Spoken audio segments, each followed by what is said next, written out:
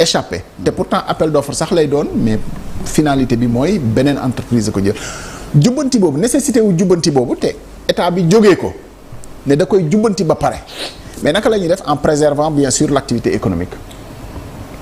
D'abord xaaral ma dugg ci détail damay ne madame Diaw je leur fais la même reproche bu may def CNP bu may def CNES bu may def ñii. Il y a qu'au Sénégal qu'on a 10 ay organisations patronales. Ah, y en a maintenant plus de 10 hein, y en a. Côte d'Ivoire bii benn patronat la am. Maroc benn la am. Oui. Tu vas en France benn la am. ñoom ñëpp benn la ñu am. Quand un pays vient, tu viens en Côte d'Ivoire mais tu vas en face de la présidence nga gis édifice su patronat wu Côte d'Ivoire. Aujourd'hui lépp lu ñu jël ci décision li nga xam ne tey war na dem ci économie bi nga xam ne Côte d'Ivoire mu ngi ko yor mais dañuy jaay ci patronat bi mais ku nekk day am kii mën na am frustration boobu moom wax na affaire jigéen ñi keneen wax affaire kii finalement c'est vrai comme elle l'a dit il y a un petit conglomérat CNP c'est là depuis même aujourd'hui ki nekk président mën na nekk seen doom ba ñu nekk CNP ba léegi ba ñu nekk CLES ba léegi ba ñu nekk kii quand tu ne renouvelles pas les instances de ton patronat, tu n'impulses pas l'innovation et tu stagnes dans des discussions avec le président chaque jour, les assises les assises du secteur privé, et c'est les mêmes débats, l'État ne nous aide pas. Non. Aujourd'hui, il y a une réelle faute de la part du secteur privé de n'avoir pas pu mënuñu ñoom dajaloo nekk benn parce que ku nekk bëgg na jiite na sa patronat. Ça c'est déjà c'est comme les partis politiques, c'est comme la société civile ku nekk noonu. Mais c'est une tare qui est là. Qu'est-ce que lan la créé comme environnement? C'est vrai comme ni nga ko waxee Macky est venu et il a ouvert les vannes pour les étrangers. Mais Bira li nga fàtte wax tamit mais Jetran moo njëkk a dem Diamniadio. C'est vrai après il a eu des difficultés. Mais avant stade yi di ñëw. Mais Cheikh Oumar. Non taxawal non c'est important parce que Jaraaf a semblé quand même expliquer lu tax entreprise nationale bi di am difficulté. ci conditions yi nga xam ne peut-être ça peut expliquer li nga xam ne nii moom la ñuy permettre entreprise étrangère ak facilité yi muy am ak surtout la flexibilité même du contrat de travail. Les entreprises étrangères yi fii ñëw souvent sont soutenues par leur état. souvent kan moo ko moom. Turc. Ce sont les Turcs. La société OHADA xaw ma naka daa bi marocain yi Adowa ba muy ñëw kan moo leen fi indi. Ils sont pas venus avec les délégations marocaines officielles. foofu lañ jaaree am seen marché. les chinois. Sénéginda kan moo leen téye. c'est pas l'état indien. demal ambassade Inde tey nga ne da ngay laal Sénéginda. c'est ce qui manque à l'état aujourd'hui parce que aujourd'hui l'état ne veut pas créer des champions comme il faut. c'est pas les champions, c'est pas comme il dit jox leen subvention 100 000 mais c'est quand tu leur donnes le marché tu leur garantis et tu les accompagnes pour la réalisation de ces marchés là. bu dëgëree benn dëgër ñaar mais day demal boppam comme tu as dit am na fii ñu bëri ñu tabax ils n'ont rien à voir avec le patronat. Ce sont des business propres qu'ils ont fait et qu'ils vendent, que ce soit des appartements, que ce soit du truc.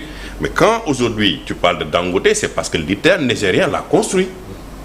Aujourd'hui, quand Obama est venu ici, il est venu avec des investisseurs américains et qu'il a accompagné.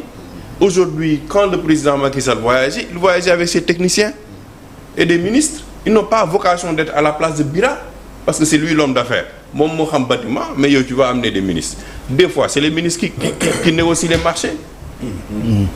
C'est des ministres qui négocient les marchés ñu am ci seen ristourne loolu mooy indi corruption bi. Mais si le secteur privé ñu tegoon ko ci yoon et plus grave même ñoom ñii quand ils vont dans les banques ici vos taux d'intérêt sont tournés autour de combien? 7, 8, 9 minimum. Ba 11. Même les intérêts ont augmenté. C'est ñeneen ñoo leen di soutenir ils sont à 3-4%. Ils pour leen compétir. Mënu ko taux concessionnaire. Mënoo c'est pas possible. Tu prends les Chinois Huawei quand ils viennent ici gagner des marchés qui les soutient? C'est une entreprise chinoise. Ce n'est pas une entreprise privée. C'est une entreprise chinoise d'État. nga bëgg mu compétir ak Bira sur les mêmes conditions c'est pas possible. Tu prends Sénéginda, ils ne sont même plus seulement dans les bâtiments, ils sont là dans les pommes de terre. L'agro-business. Ils sont dans l'agriculture. Maintenant, ils détiennent ton économie. L'État, fu war a jubbante déjà, c'est détenir même nos banques. SGBS, c'est qui? Ce sont les Français. BICIS, les Français. CBAO, ñi yor sama compte. Ce sont les Marocains. Les autres, ce sont les Nigériens. Les assurances. Kan moo ko yor? ce sont les Français. Voilà donc tu vois que ton économie tey même l'État xaalisam bu muy jot du ko dugal BNDE te BNDE État moo ko créé bon bu ñu bëggee BICIS la ñuy dem wala SGBS wala yeneen banques yi la ñu ko def donc tu ne donnes pas aujourd'hui à ton économie la possibilité d'avoir des hommes d'affaires parce que tu extravertis des fois yaa koy tey des fois même dañuy excusez-moi le terme dañuy soxorante suñu biir. parce que yow tu préfères que un tubaab qui vient de n'importe où mosoo ko gis nga jox ko benn marché que Garave parce que Garave tu te dis bon il va gagner de l'argent ou je ne sais tu peux même pas te l'expliquer maintenant moi pour que ñu jubanti ko au lieu ñu nekk fii di reyante suñu bopp ci ay tasu assemblée nationale wala du tasu assemblée nationale l'État n'a qu'à prendre ça en priorité kii li koy intéressé mooy bépp entreprise c'est vrai elle l'a dit en PPP mais c'est pas obligatoire hein mais il faut rendre ça obligatoire et forcément ñu xam entreprise bi bu duggee Sénégal buy dugg capitalam immédiatement dañuy wane ne 40% yi diw moo ko yor c'est comme ça qu'on a fait à Dubaï mais ça se règle dans une loi tu interdis aux entreprises multinationales comme Souma comme Huawei comme toutes ces grandes entreprises de travailler au Sénégal sans avoir des contrats en pure et due forme avec le consortium des patronats parce que ñoom ce sont les États qui leur donnent de l'argent c'est les Exim Bank c'est les trucs nous on l'a pas quand tu n'as pas ça comment tu veux travailler avec ton économie ça pose ça c'est-à-dire que ton économie tout est extraverti et pire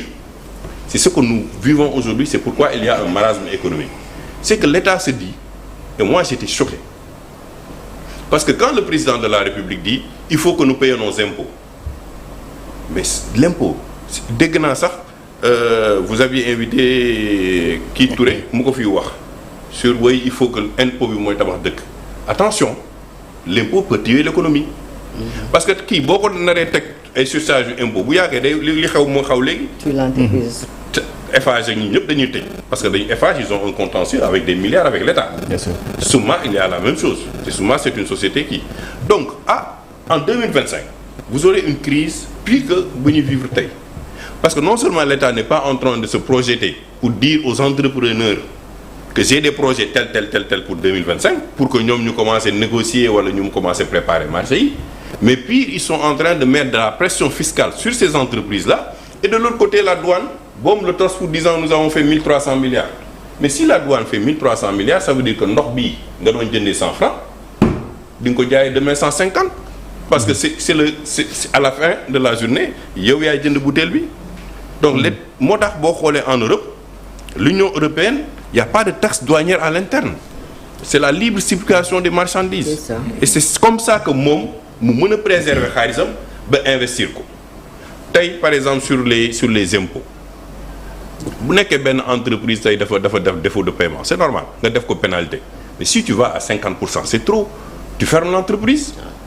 Moi j'ai discuté avec la dernière fois avec un DG quand je parlais des questions des fonds communs mu ne ma que je me suis trompé parce que les fonds communs proviennent des pénalités ma ne ko d'accord je me suis trompé de bonne foi mais monsieur le directeur yow l'État la ñu lésé wala agent bi lañ lésé mu ne ma non bul dugg foofu ma ne ko non dama lay laaj est-ce que c'est l'État qui a été lésé ou c'est les agents ñu ne non c'est pour motiver l'agent donc mais 50% boobu tu mets ça sur la tête de l'entreprise 25% boobu ngay dugal sa fonds commun yaa ngi koy teg ci tetu entreprise boobu donc ils ont tellement de surcharge que kii mënul compétir ak aucune organisation et li mu wax dëgg la y a un dysfonctionnement total si l'environnement n'est pas réglementé s'il n'accepte pas d'avoir un patronat fort c'est-à-dire que képp ku ñëw Sénégal tey xam nga ne fii c'est la maison du patronat c'est-à-dire que doo dem ministère directement ci patronat bi ngay def et que le patronat a assez de ressources pour compétir avec les autres entreprises comme tu l'as dit Eiffage ba tey kenn xamul 25% yi kan moo ko jël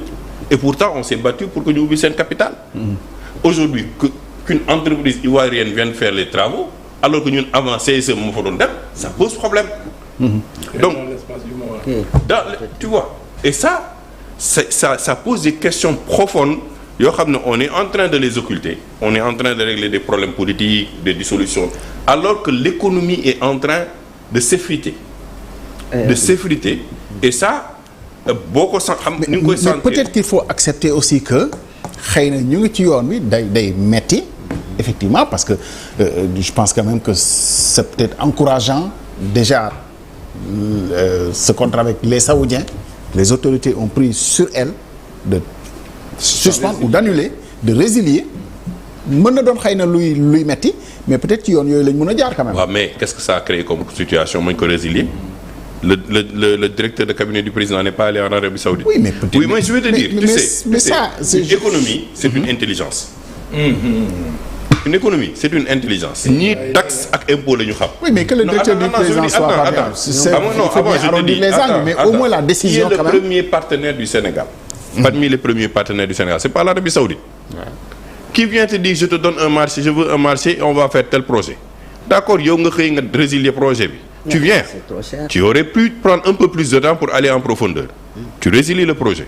Mais ils ont dit quand même qu'ils ont ouais, d'accord, je suis d'accord qu'ils ont. Mais ils sont allés voir les Saoudiens ont fermé la porte. Et pourtant les Saoudiens li ñu fi dugal ci xaalis AFD ëpp leen xaalis en termes de soutien aujourd'hui aux politiques publiques du Sénégal. Il faut pas assumer ça xam ni. mais bañ a compter sax ci xaalisu jàmbur bi. mais il y a quand même des choses à développer. Je pense que ça aussi c'est foofu lay daanale. Aujourd'hui dans le monde ñoom ñëpp xam ne ko en affaire amul mag sama xaalis rek ma tabax suma dëkk c'est pas possible. États-Unis moo ëpp bor ñëpp. waaw non tey football kan moo Paris Saint-Germain. c'est pas ce que je veux dire. Non je te dis c'est du pur business. Avoir le choix aujourd'hui de dire on fait des choses qui sont efficientes pour notre économie. Mais c'est là que je dis ça intervient d'abord avec travers la loi. C'est-à-dire de dire toute entreprise qui peut avoir un taux de concession de 4% ne peut compétir dans un marché que s'ils ont des entreprises sénégalaises qui ont un consortium avec eux.